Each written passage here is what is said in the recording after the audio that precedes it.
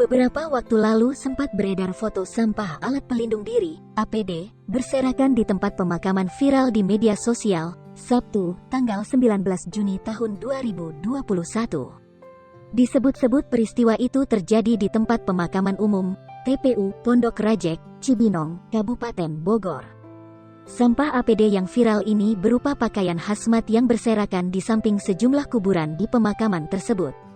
Kapolsek Cibinong AKP Bayu Trinugraha membenarkan adanya kejadian ini setelah melakukan pengecekan langsung ke TKP.